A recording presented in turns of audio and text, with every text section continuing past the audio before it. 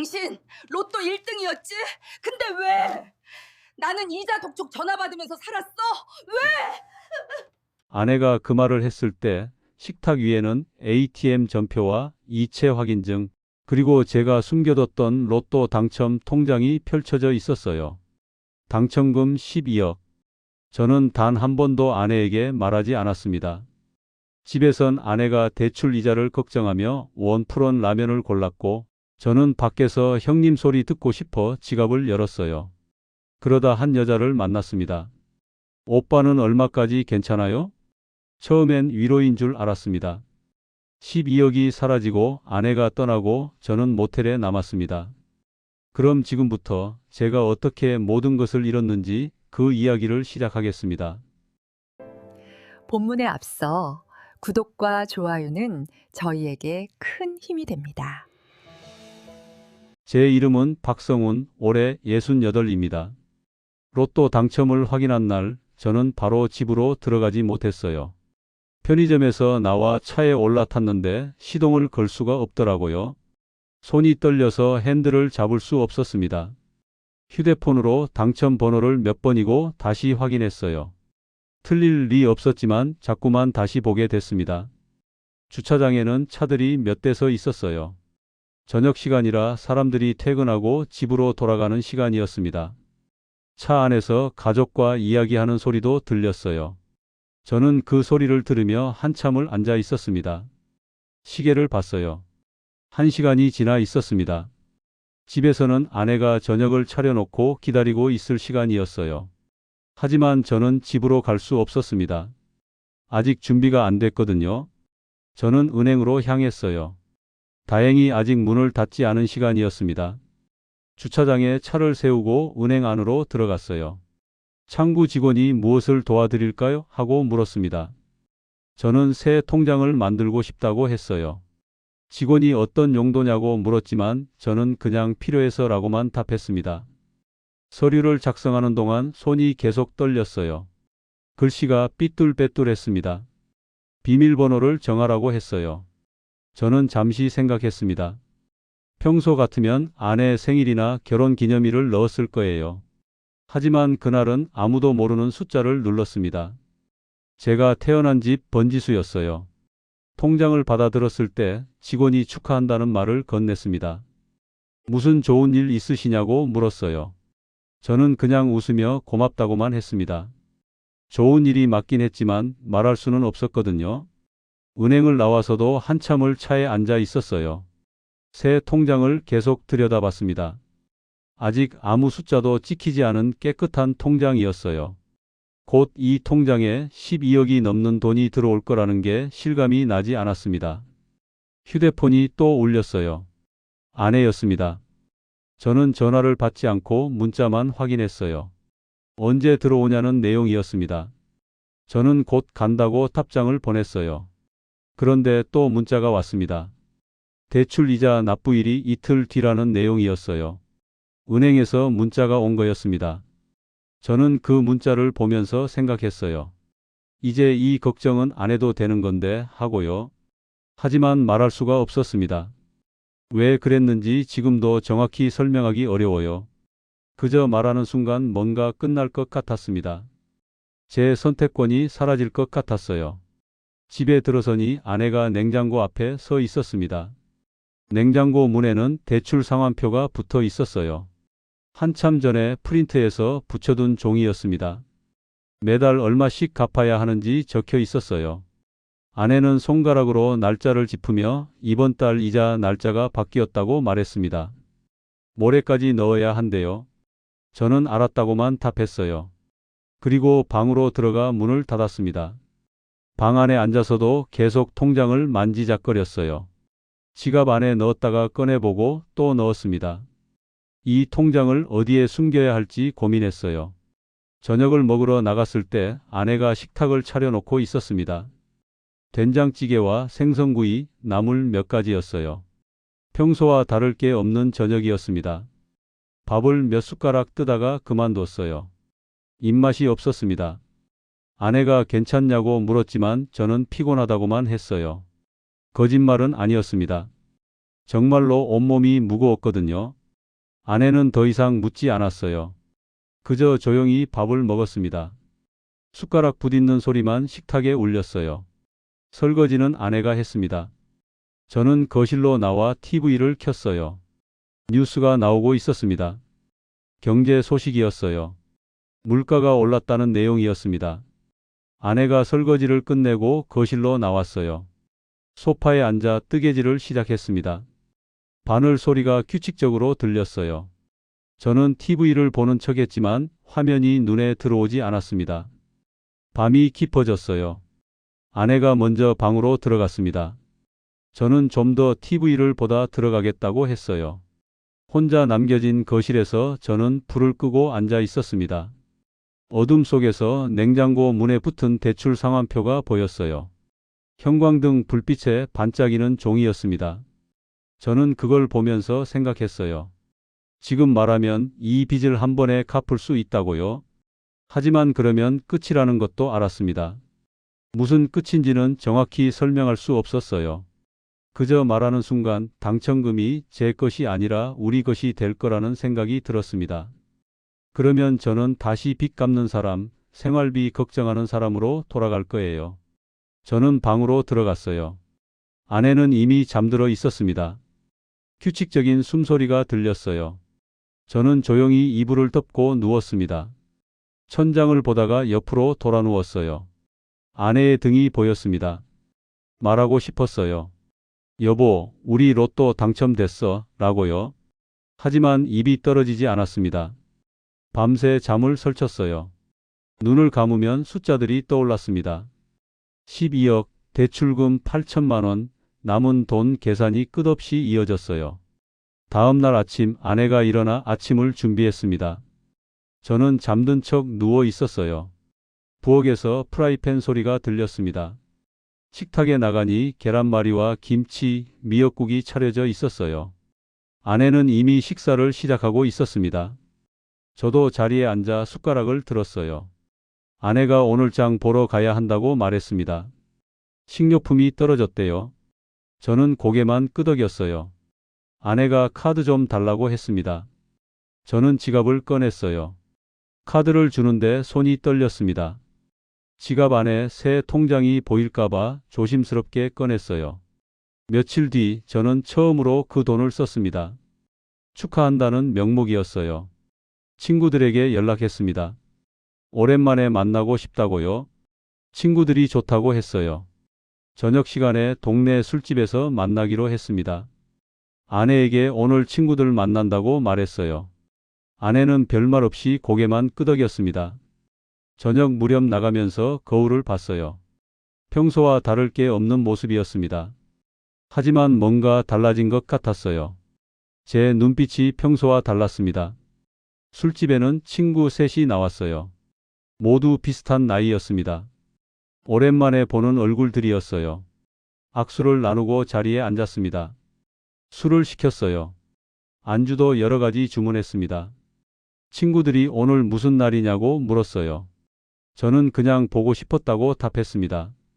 이야기를 나누다 보니 시간이 금방 갔어요. 2차로 노래방에 갔습니다. 거기서도 술을 더 시켰어요.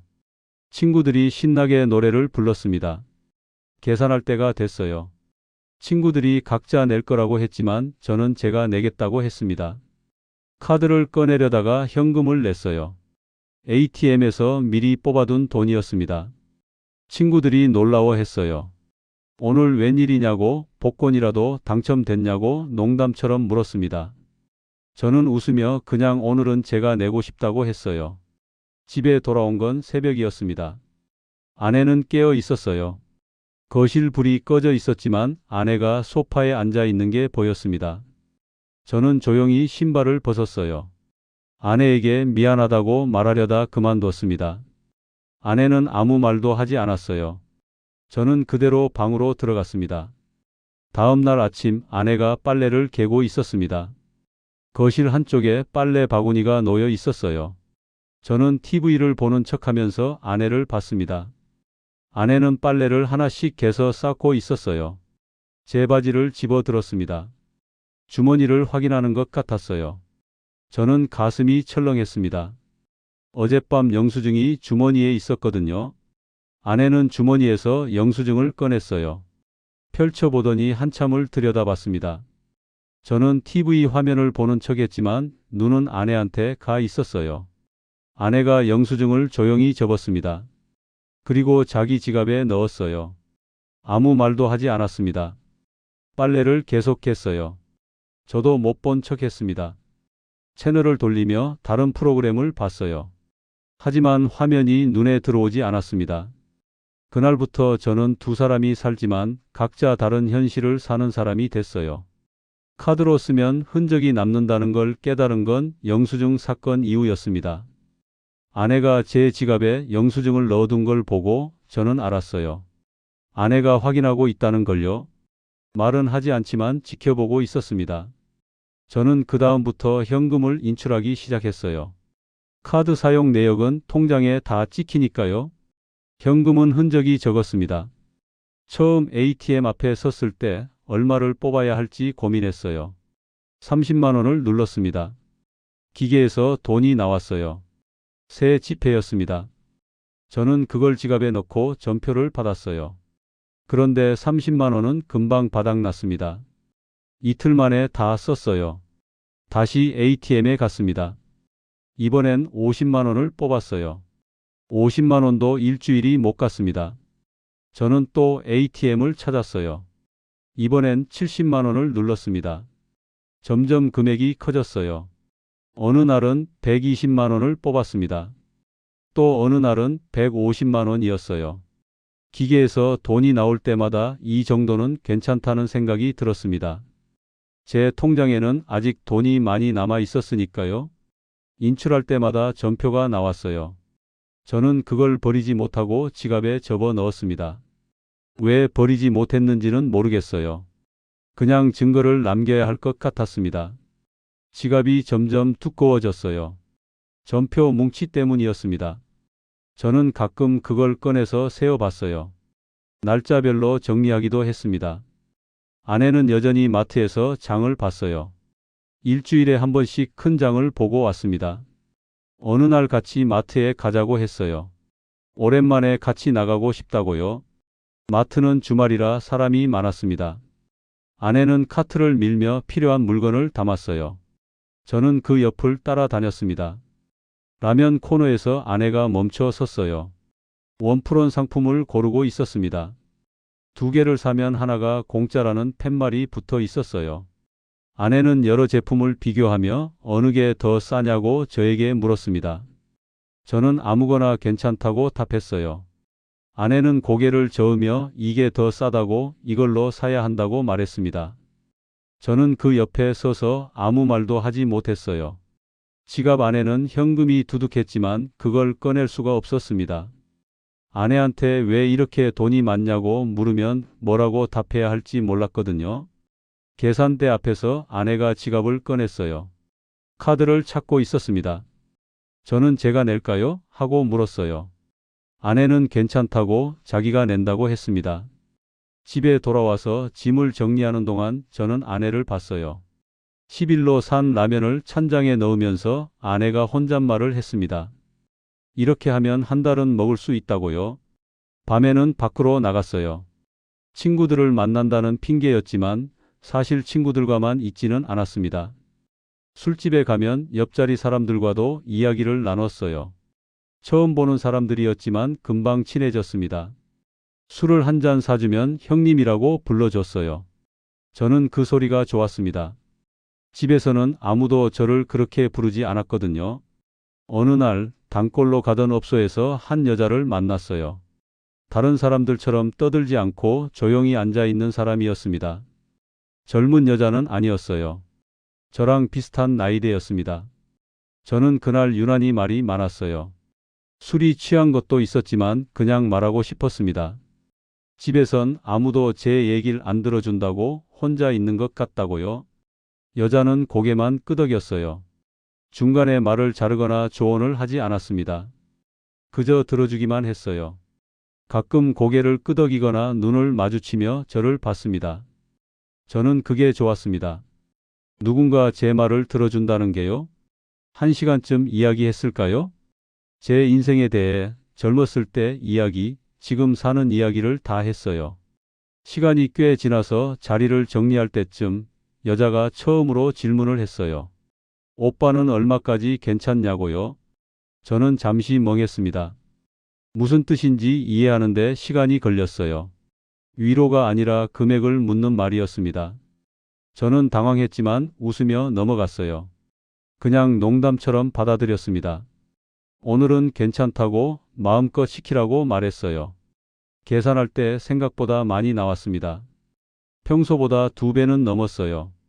하지만 저는 아무렇지 않은 척 현금을 꺼냈습니다. 체면 때문이었어요. 제가 여유 있는 사람처럼 보이고 싶었거든요. 집에 돌아오면 아내는 자고 있었습니다. 저는 조용히 씻고 누웠어요. 옆에서 아내의 숨소리가 들렸지만 저는 잠들 수 없었습니다. 지갑을 꺼내서 확인했어요. 전표 뭉치가 더 두꺼워져 있었습니다. 오늘 쓴 돈 영수증도 있었어요. 저는 그걸 보면서 생각했습니다. 이 정도는 괜찮다고요? 다음 주에도 저는 그 업소에 갔어요. 그 여자가 또 있었습니다. 이번엔 먼저 옆에 와서 앉았어요. 저는 반가웠습니다. 그날도 많은 이야기를 나눴어요. 제 이야기를 하다 보니 시간이 금방 갔습니다. 여자는 중간중간 맞장구를 쳐줬어요. 그래요, 힘드셨겠어요, 라고요. 계산할 때 저는 현금을 꺼냈어요. 지갑이 얇아지는 게 느껴졌습니다. 집에 가서 또 뽑아야겠다고 생각했어요.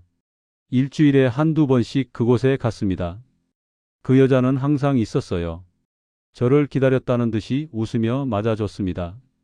오빠 오늘 늦었네요, 라고 말하기도 했어요. 저는 점점 그 시간이 익숙해졌어요. 집에 있는 것보다 그곳에 있는 게 더 편했습니다. 아무도 저를 신경 쓰지 않았고 제 말을 들어주는 사람이 있었으니까요. 집에서는 말이 줄었습니다. 아내와 대화할 거리가 없었거든요. 저녁을 먹어도 각자 먹고 밥을 먹고 나면 각자 방에 들어가 시간을 보냈습니다. TV를 같이 봐도 서로 다른 프로그램을 보고 싶어 했어요. 리모컨을 두고 다투지는 않았지만 아내가 보는 프로그램은 제 취향이 아니었습니다. 어느 날 아내가 통장 정리를 하고 있었어요. 거실 식탁에 앉아서 통장 몇 개를 펼쳐놓고 계산기를 두드리고 있었습니다. 저는 TV를 보는 척하면서 아내를 봤습니다. 아내는 뭔가를 적고 있었어요. 수첩에 숫자를 쓰고 계산기로 확인하고 또 적었습니다. 아내가 혼잣말을 했어요. 이번 주 결제일 전에 정리해야 한다고요? 카드값이 나온다고 했습니다. 저는 그 말을 듣고도 아무것도 하지 않았어요. 제 통장에는 돈이 있었지만 그건 아내가 모르는 돈이었습니다. 말할 수 없는 돈이었어요. 그날 밤 늦게 그 여자에게서 문자가 왔어요. 저는 침대에 누워서 휴대폰을 보고 있었습니다. 문자 내용은 짧았어요. 오늘 아내만 도와주면 된다고 진짜 마지막이라고 했습니다. 그 문자를 받고 저는 바로 전화를 걸었습니다. 벨이 몇 번 울렸어요. 여자가 받았습니다. 목소리가 떨리고 있었어요. 울고 있는 것 같았습니다. 저는 무슨 일이냐고 물었어요. 여자는 한참을 울다가 말했습니다. 자기 계좌가 묶였다고요? 무슨 문제가 생겼대요? 정확히 무슨 일인지 설명을 들었지만 잘 이해가 안 됐습니다. 전 남편이 엮여 있다고 했어요. 어떤 업체에서 고소를 준비하고 있대요. 저는 왜 갑자기 그런 일이 생겼냐고 물었습니다. 여자는 자기도 모르겠다고 갑자기 연락이 왔다고 했어요. 변호사한테도 물어봤는데 심각한 상황이래요. 어떻게 해야 하냐고 물었어요. 여자는 지금 당장 만나기 어렵다고 했습니다. 사람들 눈이 있어서요. 업소에도 못 나간대요. 저는 그럼 어디서 만나냐고 했습니다. 여자가 조용한 카페를 알려줬어요. 내일 낮에 만날 수 있냐고 물었습니다. 저는 된다고 답했어요. 다음 날 그 카페로 갔습니다. 주택가 골목 안쪽에 있는 작은 카페였어요. 사람이 별로 없었습니다. 여자는 이미 와 있었어요.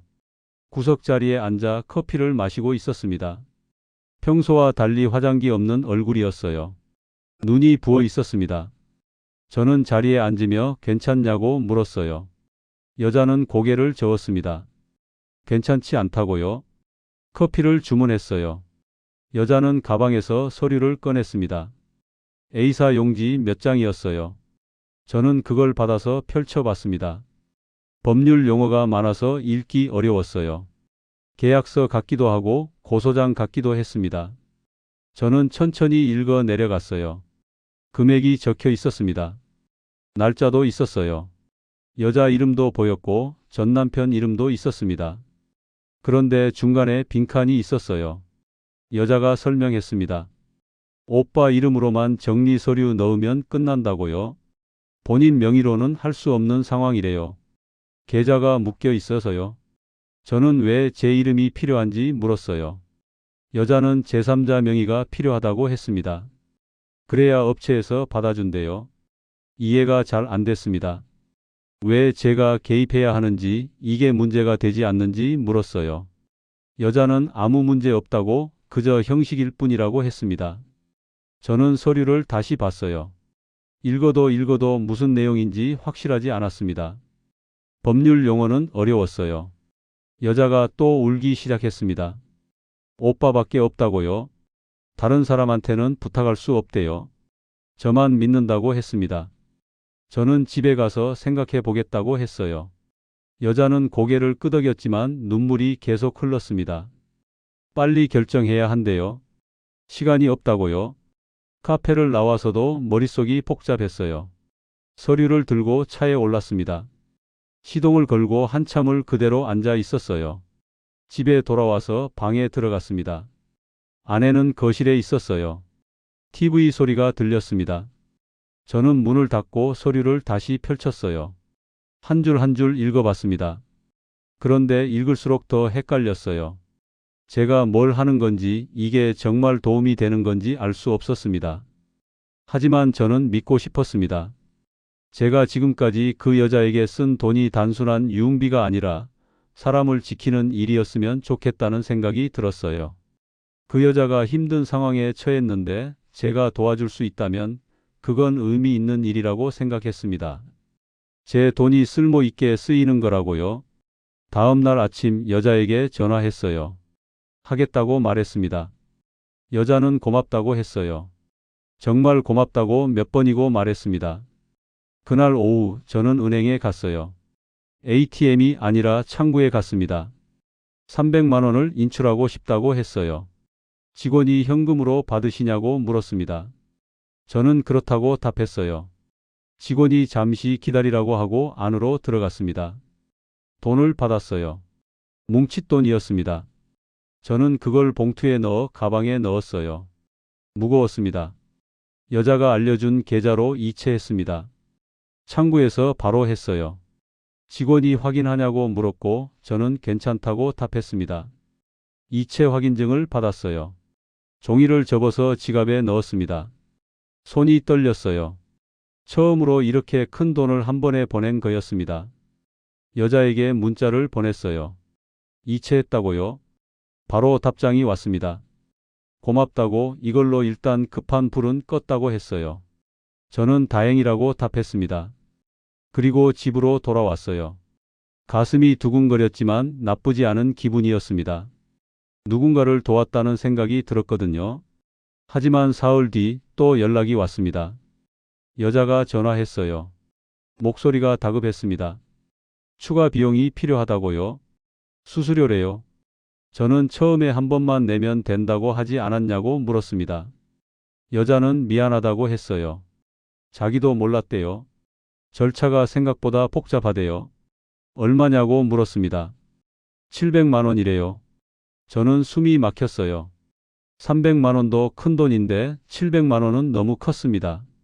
그렇게 큰 돈을 또 보낼 수 있을지 확신이 서지 않았어요. 하지만 여자는 울면서 말했습니다. 오빠만 믿는다고요? 지금 안 하면 앞에 넣은 300만 원도 다 날아간다고 했어요. 그럼 오빠가 도와준 게 의미가 없어진대요. 저는 그 말에 흔들렸습니다.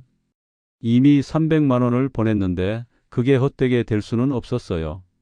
저는 700만 원을 또 보내기로 했습니다. 은행에 또 갔어요. 이번엔 다른 지점으로 갔습니다. 같은 곳에 자주 가면 수상하게 볼 것 같았거든요. 700만 원을 이체했어요. 여자가 알려준 계좌로요. 이체 확인증을 받아서 지갑에 넣었습니다. 전표 뭉치가 더 두꺼워졌어요. 여자에게서 바로 연락이 왔습니다. 고맙다고, 이제 거의 다 끝났다고요. 조금만 더 기다려 달라고 했어요. 저는 알겠다고 답했습니다. 언제쯤 끝나냐고 물었어요. 여자는 일주일 안에 정리된다고 했습니다. 하지만 일주일이 지나기 전에 또 연락이 왔어요. 이번엔 보증금이 필요하다고 했습니다. 합의금 명목이래요. 금액은 500만 원이었어요. 저는 화가 났습니다. 어제 거의 끝났다고 하지 않았냐고 물었어요. 왜 자꾸 새로운 비용이 생기냐고요? 여자는 미안하다고, 자기도 몰랐다고 했습니다.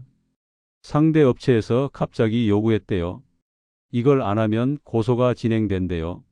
저는 이상하다고 생각했어요. 처음엔 서류만 내면 끝난다고 했는데 자꾸 명목이 바뀌었거든요. 하지만 여자는 이번이 정말 마지막이라고 했습니다. 이것만 넣으면 모든 게 정리된대요. 그러면 오빠 이름도 빠진다고요. 그리고 타이머를 걸었어요. 오늘 밤 12시 전에 넣어야 한다고요. 시간이 지나면 합의가 무효가 되고 다시 처음부터 해야 한대요. 저는 시계를 봤습니다. 밤 9시였어요. 3시간밖에 안 남았습니다. 저는 서둘러 은행 앱을 켰어요. 로그인하고 이체 메뉴를 눌렀습니다. 계좌번호를 입력하고 금액을 눌렀어요. 그때 저는 처음으로 제 당첨금 통장에서 직접 이체를 했습니다. 지금까지는 일단 제 주거래 통장으로 옮긴 뒤에 보냈었거든요. 한 단계를 거쳐서요. 하지만 시간이 없었어요. 저는 당첨금 통장에서 바로 여자가 알려준 계좌로 500만 원을 보냈습니다. 이체 중이라는 메시지가 떴어요. 몇 초 기다렸습니다. 그리고 이체가 완료됐다는 알림이 나왔어요. 저는 화면을 보면서 이상한 기분이 들었습니다. 뭔가 선을 넘은 것 같았어요. 하지만 정확히 뭐가 바뀐 건지는 몰랐습니다. 여자에게 이체 확인증 화면을 캡처해서 보냈어요. 여자는 고맙다는 말과 함께 하트 이모티콘을 보냈습니다. 저는 그걸 보고 안심했어요. 이제 정말 끝난 거라고 생각했습니다. 그날 밤 저는 침대에 누워서도 휴대폰을 계속 봤습니다. 혹시 여자에게서 연락이 올까 싶어서요. 끝났다는 연락이요. 하지만 연락은 없었어요. 저는 새벽까지 휴대폰을 들여다보다가 잠들었습니다. 다음 날 아침 아내가 휴대폰을 보고 있었습니다. 거실 소파에 앉아서요. 저는 화장실에서 나오다가 아내를 봤어요. 화면에 뭔가 떠 있었습니다. 저는 아내 옆을 지나가다가 슬쩍 봤어요. 대출이자 미출금이라는 알림이었습니다. 잔액 부족이라고 적혀 있었어요. 아내는 그날 아침 은행에 전화했습니다. 저는 거실에 앉아 TV를 보는 척했지만 아내 목소리가 다 들렸어요. 상담원에게 사정을 설명하고 있었습니다. 이자가 자동으로 빠져나가야 하는데 안 됐다고요? 통장에 돈이 있었는데 왜 안 됐냐고 물었습니다. 목소리가 떨리고 있었어요. 상담원이 뭐라고 답했는지는 몰라요. 하지만 아내 얼굴이 굳어지는 게 보였습니다. 잔액이 부족했대요. 이체일에 돈이 모자랐다고요? 아내는 그럴 리 없다고 말했습니다.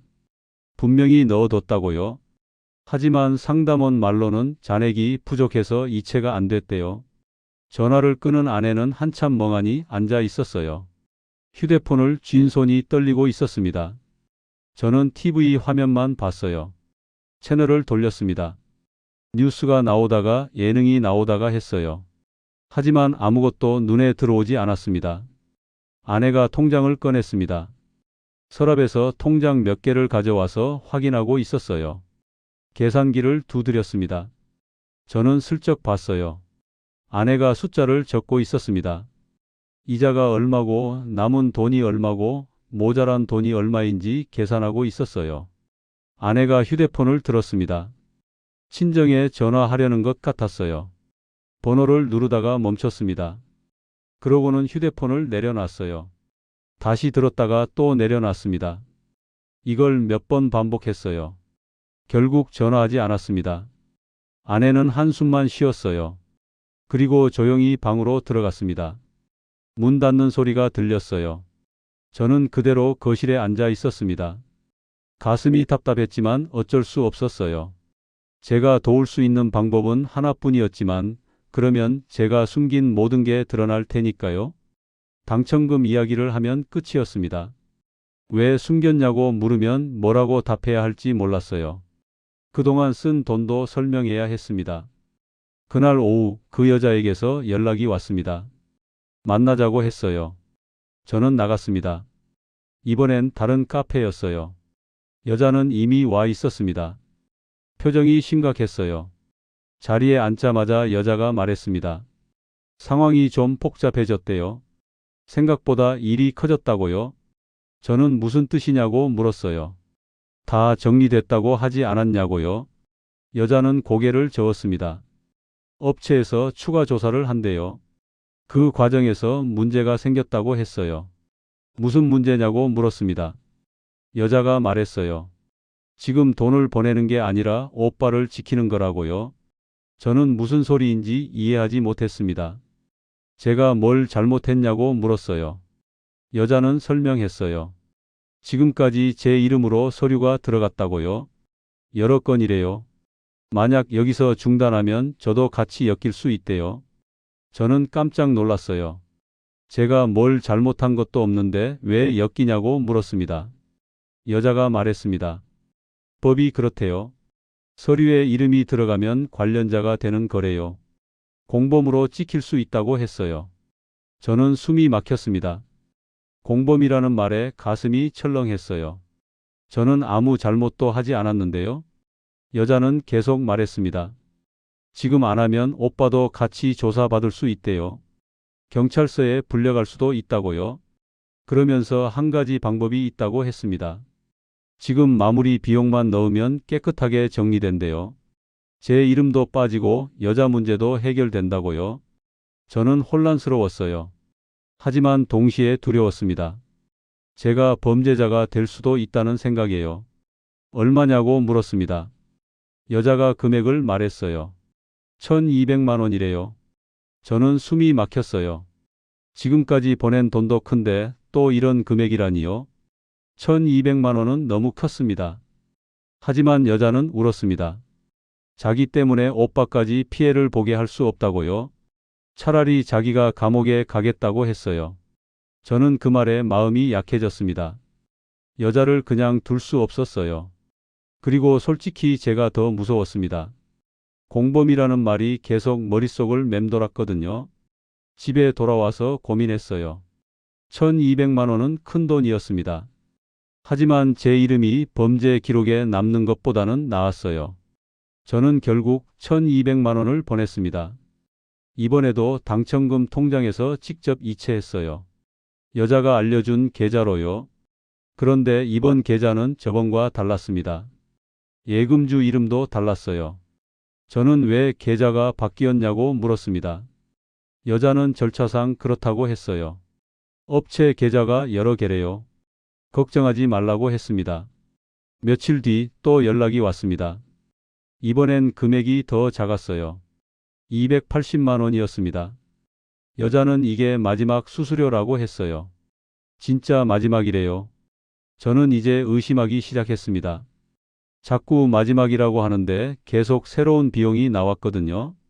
하지만 이미 들어간 돈이 너무 많았어요. 1,500만 원이 넘었습니다. 지금 멈추면 그 돈이 다 날아갈 것 같았어요. 저는 280만 원을 보냈습니다. 이번에도 계좌가 달랐어요. 업체명도 바뀌어 있었습니다. 은행 앱에서 이체 내역을 확인했습니다. 여러 개의 계좌로 돈이 나간 게 보였어요. 날짜별로 쭉 나열돼 있었습니다. 저는 그게 이상하다는 걸 알았습니다. 하지만 멈출 수 없었어요. 여자는 72시간 안에 정리하면 회수 가능하다고 했거든요. 3일만 기다리면 된다고요. 그동안 들어간 돈이 다시 나온대요. 그 3일 동안 저는 제대로 잠을 자지 못했습니다. 휴대폰만 계속 봤어요. 여자에게서 연락이 올까 싶어서요. 밥도 제대로 먹지 못했어요. 아내가 차려준 식사를 앞에 두고도 숟가락을 들 수 없었습니다. 아내가 괜찮냐고 물었지만 저는 배가 안 고프다고만 답했어요. 집에서는 아내와 거의 말을 섞지 않았습니다. 아내도 저와 눈을 마주치지 않았어요. 밥을 먹을 때도 각자 다른 곳을 봤습니다. TV를 켜놓고 먹었지만 서로 화면만 봤어요. 대화는 없었습니다. 3일이 지났지만 회수 소식은 없었어요. 대신 여자에게서 음성 메시지가 왔습니다. 저는 휴대폰을 귀에 갖다 댔어요. 여자 목소리가 들렸습니다. 오빠, 지금 결정타 한 번만 넣으면 다 풀린다고 했어요. 결정타라는 말에 저는 희망을 품었습니다. 여자는 오늘까지 예치금을 넣으면 그동안 들어간 돈이 전부 회수된다고 했어요. 마지막 절차래요. 이것만 넘기면 끝이라고 했습니다. 금액은 3,800만 원이었어요. 저는 숨이 막혔습니다. 지금까지 보낸 돈도 수천만 원인데 또 이렇게 큰 돈을 보내야 한다는 게 믿기지 않았어요. 통장을 확인했습니다. 잔액이 충분했어요. 당첨금이 아직 많이 남아 있었습니다. 하지만 손이 떨렸어요. 여자는 계속 메시지를 보냈습니다. 시간이 없다고요? 오늘 안에 넣어야 한대요. 마감 시간이 있다고 했어요. 오후 6시까지래요. 그 시간이 지나면 업체에서 안 받아준대요. 그럼 다시 처음부터 해야 한다고 했습니다. 저는 시계를 봤어요. 오후 4시였습니다. 2시간 남았어요. 저는 은행 앱을 켰습니다. 로그인하고 이체 메뉴를 눌렀어요. 계좌번호를 입력했습니다. 3,800만 원을 입력했어요. 확인 버튼을 누르려다가 멈췄습니다. 손가락이 화면 위에서 멈춰 있었어요. 이게 맞는 건가 싶었습니다. 하지만 지금까지 들어간 돈 생각을 하니 멈출 수 없었어요. 저는 확인 버튼을 눌렀습니다. 이체가 완료됐다는 알림이 떴어요. 화면을 캡처해서 여자에게 보냈습니다. 여자는 고맙다고 답했어요. 이제 곧 회수 절차가 시작된대요. 저는 그날 하루 종일 휴대폰을 봤습니다. 여자에게서 연락이 올까 싶어서요. 회수됐다는 연락이요. 하지만 연락은 없었어요. 다음 날 오전 여자에게서 전화가 왔습니다. 저는 반가운 마음에 받았어요. 그런데 여자 목소리가 어두웠습니다. 문제가 생겼대요. 무슨 문제냐고 물었습니다. 여자는 최종 승인 비용이 필요하다고 했어요. 저는 어제 마지막이라고 하지 않았냐고 물었습니다. 왜 또 비용이 생기냐고요? 여자는 미안하다고 했어요. 자기도 몰랐대요. 절차가 복잡해서 추가 비용이 생겼다고 했습니다. 얼마냐고 물었어요. 2,700만 원이래요. 저는 화가 났습니다.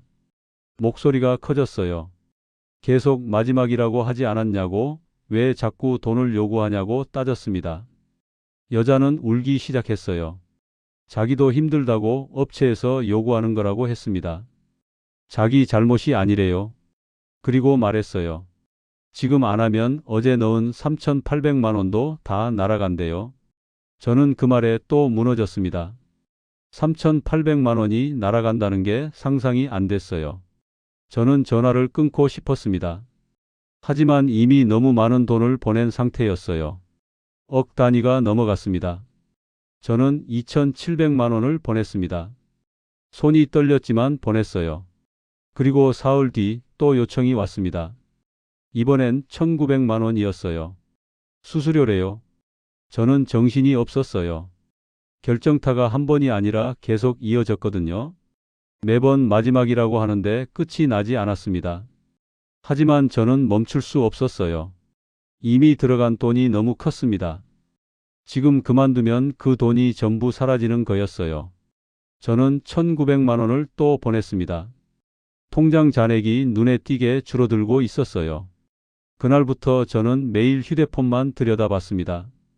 여자에게서 회수 소식이 오기를 기다렸어요. 하지만 소식은 없고 대신 새로운 요청만 왔습니다. 어느 날은 선불금, 어느 날은 소개비, 어느 날은 대행비였어요. 매번 이름만 바뀌었습니다. 금액은 점점 작아졌지만 횟수는 늘어났어요. 500만 원, 300만 원, 200만 원 계속 돈이 나갔습니다. 저는 은행 앱을 열 때마다 가슴이 두근거렸어요. 이체 내역이 길게 나열돼 있었습니다. 여러 계좌로 돈이 나갔어요. 업체명도 다 달랐습니다. 어떤 건 개인 이름이었고 어떤 건 회사 이름이었어요. 저는 그게 이상하다는 걸 알았습니다. 하지만 여자는 그게 정상이라고 했어요. 절차상 여러 계좌를 거쳐야 한대요. 어느 날 여자가 마지막 수수료를 요청했어요. 회수하려면 이게 정말 마지막이라고 했습니다. 이것만 넣으면 모든 절차가 끝난대요. 저는 통장을 확인했어요. 남은 돈을 거의 다 보내야 하는 금액이었습니다. 저는 망설였습니다. 하지만 여자는 지금 안 하면 정말 다 날아간다고 했어요. 저는 떨리는 손으로 이체 버튼을 눌렀습니다. 마지막 남은 돈까지 보냈어요. 통장 잔액이 거의 바닥났습니다. 계산해보니 12억이 넘는 돈이 사라진 거였어요. 그리고 그날 오후 갑자기 여자 전화가 끊겼습니다. 저는 계속 전화했지만 받지 않았어요. 벨이 울리다가 끊겼습니다. 문자도 보냈어요. 여러 통 보냈습니다. 하지만 답이 없었어요. 카톡을 확인했습니다. 여자 프로필이 사라져 있었어요. 차단된 거였습니다. 저는 그제야 깨달았습니다.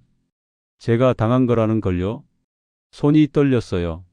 휴대폰을 쥐고 있을 수가 없었습니다. 휴대폰이 바닥에 떨어졌어요. 저는 바닥에 주저앉았습니다. 숨이 제대로 쉬어지지 않았어요. 가슴이 답답했습니다. 얼마나 그렇게 있었는지 모르겠어요. 해가 지고 방이 어두워졌습니다. 며칠을 그렇게 보냈습니다. 밖에 나가지도 못했어요. 사람을 만날 수 없었습니다. 제가 뭘 했는지 들킬까봐 무서웠거든요. 로또 1등을 숨기고 12억을 날린 사람이라는 그 수치심이요. 집에서는 아내와 눈도 마주치지 않았어요. 밥도 제대로 먹지 못했습니다. 아내가 뭐라고 물어도 저는 괜찮다고만 답했어요. 피곤하다고 몸이 안 좋다고 말했습니다. 그러던 어느 날 저녁 아내가 식탁에 서류를 펼쳤습니다. 저는 거실 소파에 앉아 있었어요. 아내가 무언가를 정리하는 소리가 들렸습니다. 아내가 저를 불렀어요. 저는 천천히 일어나 식탁으로 갔습니다. 식탁 위에 서류들이 펼쳐져 있었어요. 저는 그게 뭔지 알았습니다. 제가 버리지 못하고 지갑에 모아뒀던 것들이었어요. 영수증들, ATM 전표들, 이체 확인증들이었습니다. 아내는 그걸 하나하나 펼쳐 놓았어요. 순서대로 정리돼 있었습니다. 날짜별로요. 그리고 마지막으로 통장 사본을 꺼냈습니다. 제가 숨겨뒀던 로또 당첨 통장이었어요. 아내가 언제 찾았는지 몰랐습니다. 아내가 저를 봤습니다. 눈물은 없었어요. 그저 조용히 물었습니다. 당신 로또 1등이었지? 근데 왜 나는 이자 독촉 전화 받으면서 살았어? 아내는 제 대답을 기다리지 않았습니다. 저는 뭐라고 말하려 했지만 입이 떨어지지 않았어요. 변명할 말이 떠오르지 않았습니다.